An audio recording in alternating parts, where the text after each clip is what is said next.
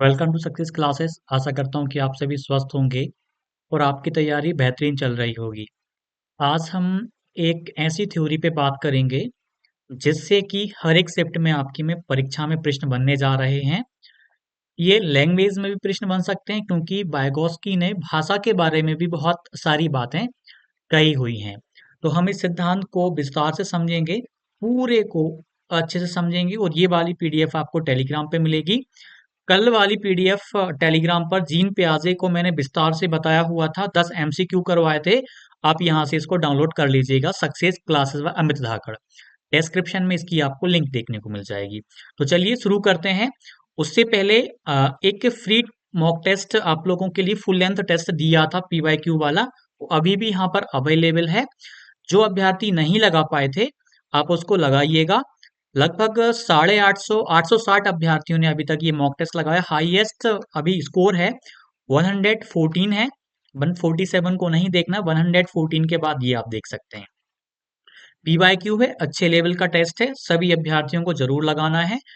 तो और जिनको भी ये वाला बैच ज्वाइन करना है वो जरूर करिएगा, आपको बहुत फायदा मिलेगा। चलिए स्टार्ट करते हैं आज के अपने इस कंटेंट को। तो स्टार्ट करते हैं।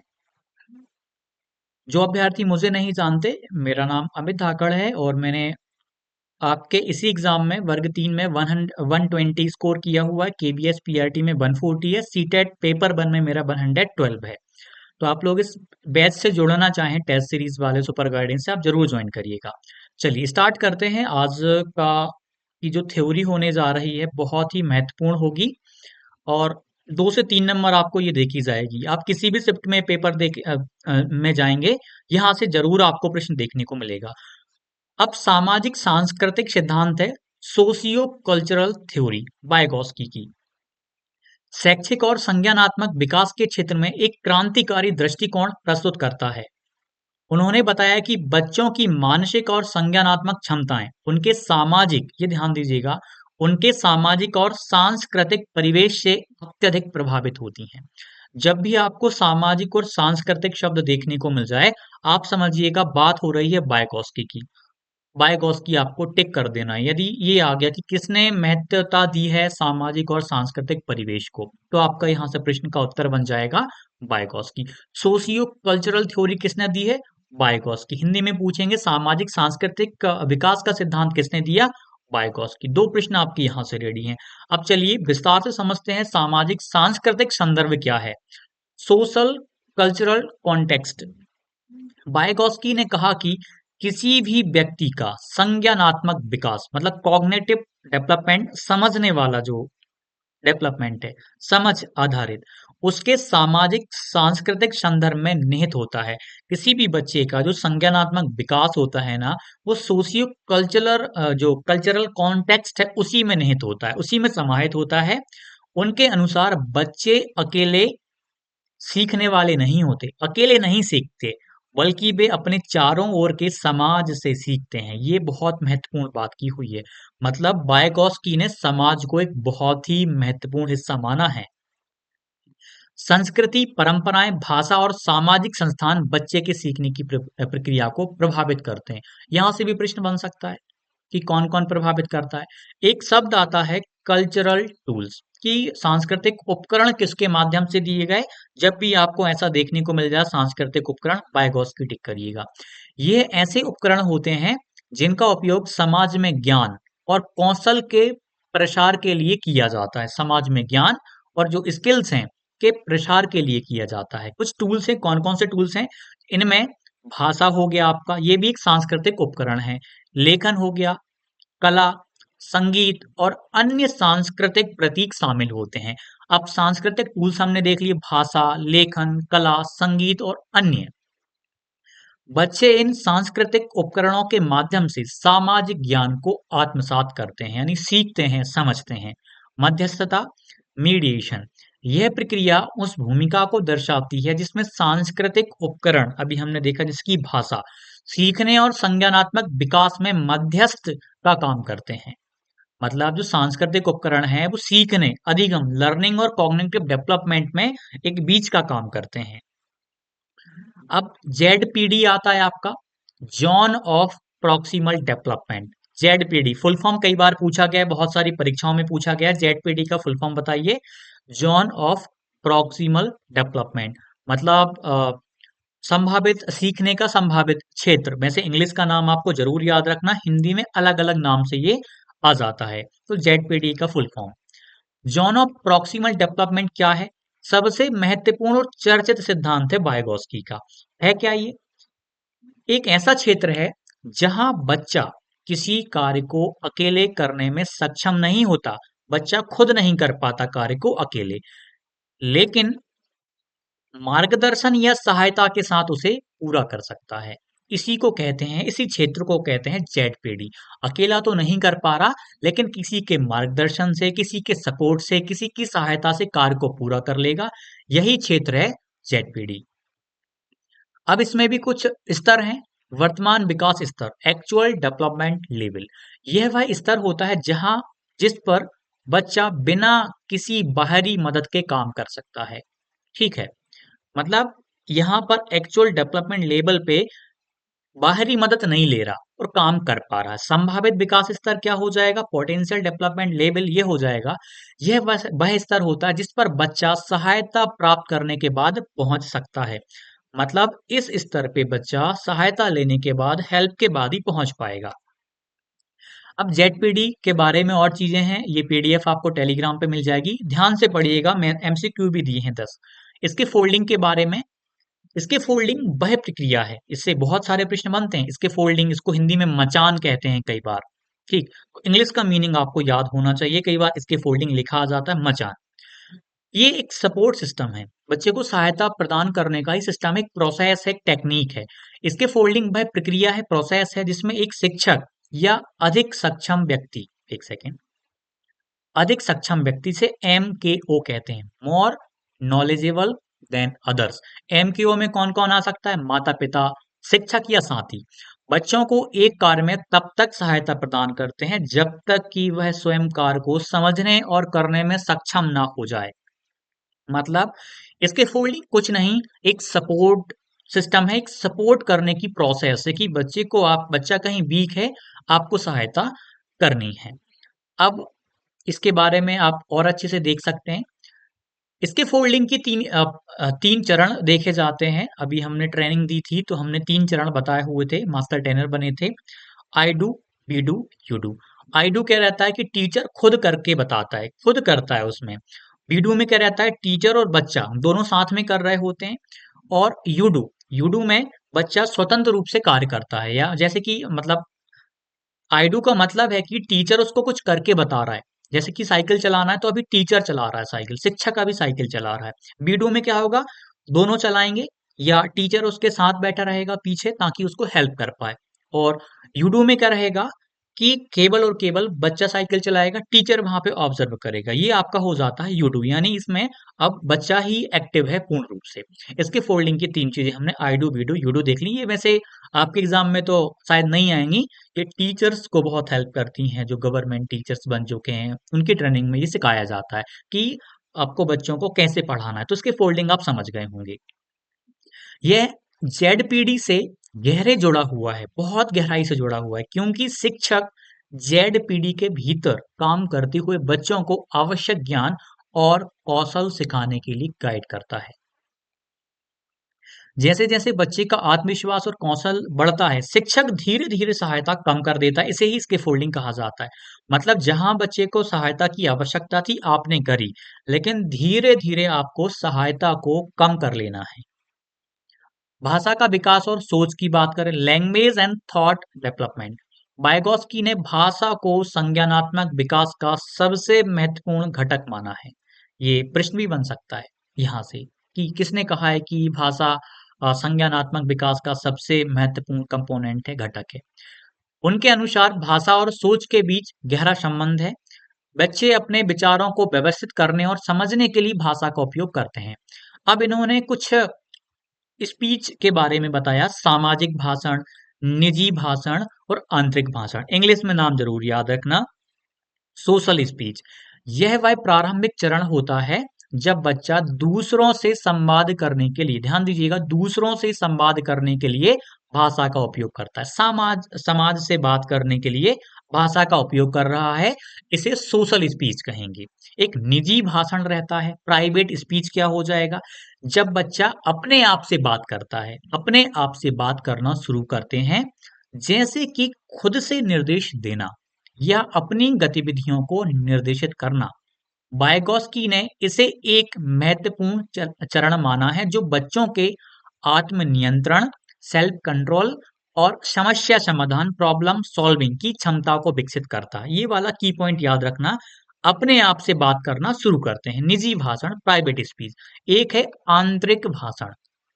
अब मन में ही वो विचार करने लगेगा, सोचने लगेगा, इसे इनर स्पीच बोलेंगे।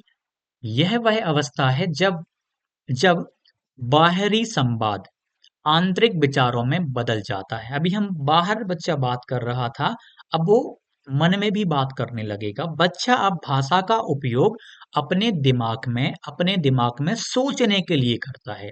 इसी को इनर स्पीच कहा जाता है, आंतरिक भाषण कहा जाता है। यह संज्ञानात्मक परिपक्वता की ओर ले जाता है।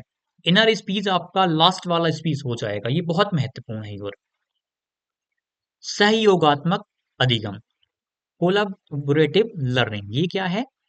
मतलब सहयोग के माध्यम से अधिगम हो रहा है, साथियों के साथ सीख रहा है, किसी की सहायता से सीख रहा है। उनका मानना था कि वाइगॉस्की का मानना था कि बच्चे अधिक अनुभवी व्यक्तियों जैसे कि MKO, अधिक जानकार व्यक्ति, मोर नॉलेजेबल देन अदर्स, जैसे शिक्षक हो गए, माता पिता हो गए, साथियों के साथ सहभागिता करके अधिक प्रभावी रूप से सीखते हैं। इसे ही सहयोगात्मक अधिगम कहेंगे। यह विचार सहयोगात्मक वातावरण में कार्य करने की क्षमता को दर्शाता है, जहां बच्चा टीम वर्क और विचारों के आदान प्रदान से लाभान्वित होता है। संवाद, डायलॉग एंड इंटरेक्शन, बातचीत। बच्चों के बीच संवाद और बातचीत संज्ञानात्मक विकास को बढ़ावा देता है। जब बच्चे विचारों का आदान प्रदान करते हैं तो एक दूसरे से नए दृष्टिकोण और समाधानों को सीखते हैं। समाज की भूमिका क्या है, इन्होंने इस पे भी जोर दिया है। एक इंटरनलाइजेशन है, अंतरकरण। यह वह प्रक्रिया है जिसके द्वारा बच्चे समाज में देखी गई चीजों और क्रियाओं को आंतरिक रूप से आत्मसात कर लेते हैं। सोशल कंस्ट्रक्शन के बारे में बोला, आप इसको देख सकते हैं। प्रतीकों का यूज करना किस प्रकार से बच्चे करते हैं संज्ञानात्मक विकास में। प्रतीकात्मक प्रणालियों जैसे कि भाषा, अंक चित्र का उपयोग महत्वपूर्ण भूमिका निभाता है। बच्चों को ये प्रतीकात्मक प्रणालियां उनके समाज से प्राप्त होती हैं। कहाँ से? समाज से प्राप्त होती हैं।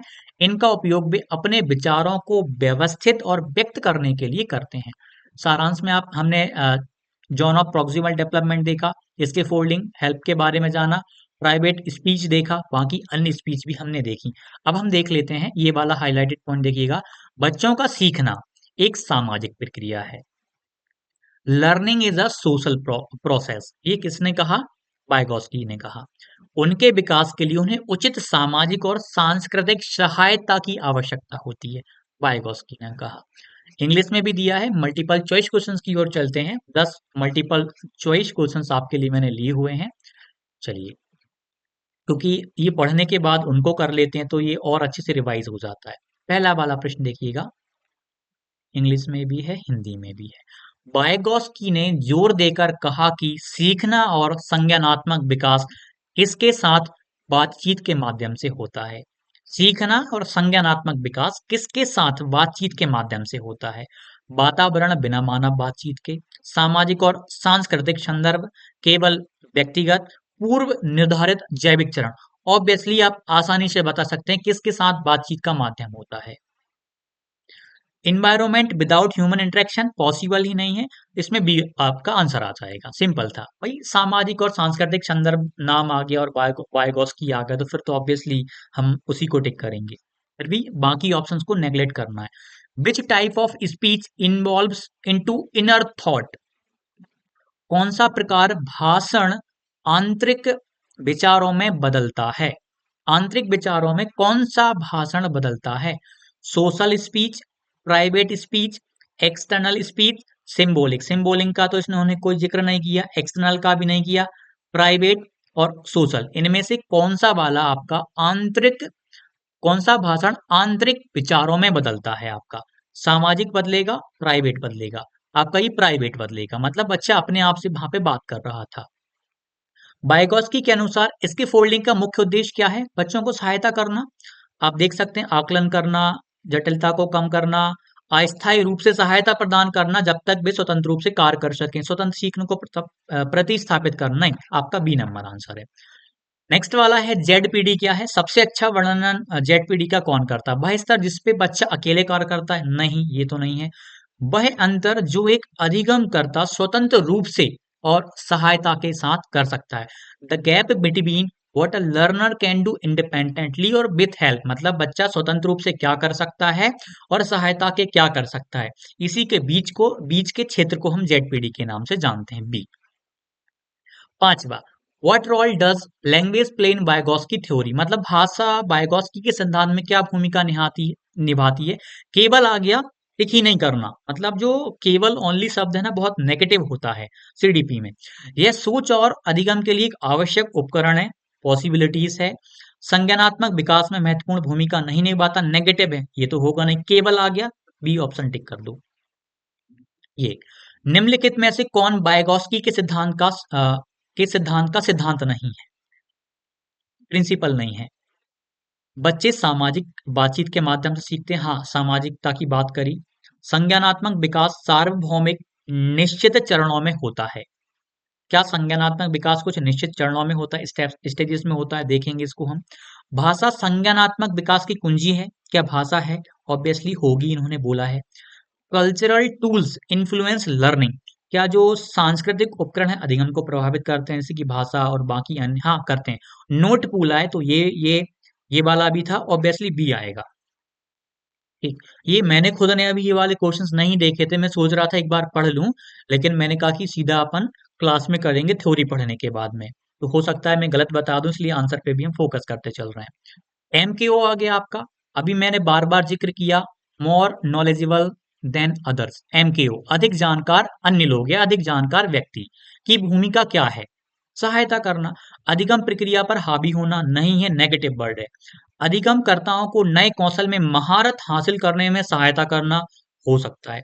अधिगमकर्ता की क्षमता का आकलन करना, क्या आकलन करना है? जहां तक सहायता करना है, इतना हम समझ गए कि शिक्षक या साथी सहायता करेंगे। डी देखते हैं, स्वतंत्र रूप से काम करना, ये भी नहीं है आपका, इसमें बी वाला आ जाएगा। असिस्ट करना, हेल्प करना, सहायता करना। जब निज भाषण, आप इंग्लिश में देखिएगा, निज मतलब private speech, transition into inner speech, जब निज भाषण आंतरिक भाषण में बदल जाता है तब क्या होता है? निज भाषण जो था आपका प्राइवेट स्पीच था, वो इनर स्पीच में बदल गया, तब क्या होगा? बच्चा संवाद करने की क्षमता खो देगा? मुझे नहीं लगता। बच्चा चुपचाप सोचने के लिए भाषा का उपयोग करना शुरू कर सकता है? हाँ, बिल्कुल, साइलेंटली ऐसा कर सकता है, थिंकिंग कर सकता है। बच्चा बाहरी भाषण पर अत्यधिक निर्भर हो जाता है? नहीं, ये तो सोशल वाली बात कर दी इन्होंने, सोशल स्पीच की बात कर दी। बच्चा समस्या समाधान के लिए भाषा का उपयोग करना बंद करता है? नेगेटिव, ये भी नहीं होगा, ये भी नहीं होगा। संवाद करने की क्षमता खो ही नहीं सकता, करेगा जब वो तो और भी गजब लेवल पे भी आएगा इसका। निम्नलिखित में से कौन बायगॉस्की की आंतरकरण, अभी हमने बात करी इंटरनलाइजेशन की अवधारणा का सबसे अच्छा वर्णन करता है? अधिगमकर्ता की समस्याओं को स्वतंत्र रूप से हल करने की क्षमता,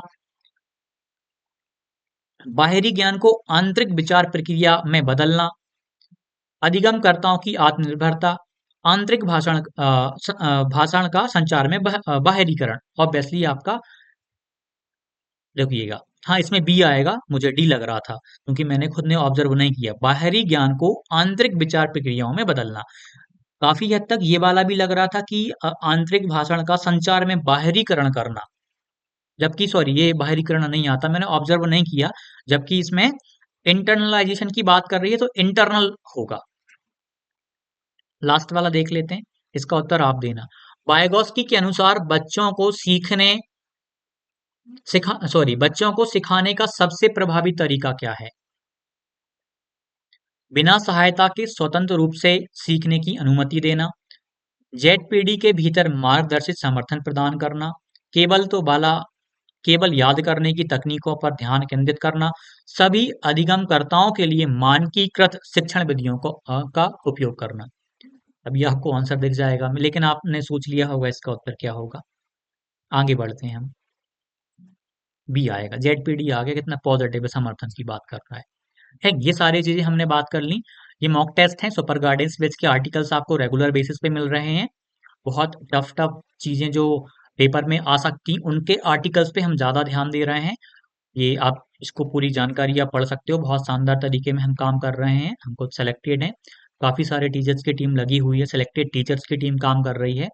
आप इस वाले बैच को जरूर डाउनलोड करिएगा, मतलब एक्सेस करिएगा। बहुत फायदा मिलेगा आपको परीक्षा तक, आप आसानी से एग्जाम निकालेंगे। तो इस वाले मॉक टेस्ट को आप जरूर लगाइएगा, आपको निश्चित तौर पे आपको बहुत फायदा मिलने वाला है। काफी सारे अभ्यर्थियों ने लगाया और लगा रहे हैं, केवल यही हमने अनलॉक्ड किया हुआ है। कुछ दिन बाद हम इसे लॉक कर देंगे। अभी आप इसके सॉल्यूशंस पे आप जरूर जाइएगा। डिटेल्ड एक्सप्लेनेशन हमने इस गजब का दिया है कि आपको विश्वास नहीं होगा। इतना शानदार तरीके में हमने उस एक्सप्लेनेशन को बताया हुआ है, आप देखेंगे तो आपको विश्वास नहीं होगा। इस कदर हमने थ्योरी समझाई हुई है कि आपको गूगल करने की आवश्यकता नहीं है, वहीं पर वो थ्योरी हमने पूरी करवा दी है। ठीक, इसको हम हटाते हैं, आंसर पता चल जाएंगे। ठीक है, तो जो भी डाउट हो कमेंट कीजिएगा, और आपका जो बैच है आप इसको जरूर ज्वाइन करिएगा। निश्चित तौर पे आपको बहुत ही गजब लेवल का फायदा मिलेगा। और ऐसे टेस्ट आपने अभी तक नहीं देखे होंगे, अच्छे लेवल के हैं, टफ लेवल के हैं। आसान हमने नहीं बनाया कुछ भी कंटेंट। गाइडेंस बैच है, बहुत सारी चीजें आपको हमारी तरफ से इसके अलावा दी जा रही हैं। बहुत आपको फायदा होगा। जो भी डाउट हो कमेंट कीजिएगा। और आज का सेशन आपको कैसा लगा, और भी जो कौन सी थ्योरी में आपको प्रॉब्लम आ रही है, कौन से साइकोलॉजिस्ट को पढ़ने में दिक्कत आ रही है, ईबीएस में क्या प्रॉब्लम आ रही है, आप मुझे बताइए। जो कोई नहीं पढ़ाएगा वो मैं आपको यहाँ पर पढ़ाऊंगा। मिलते हैं अगली वीडियो में। धन्यवाद।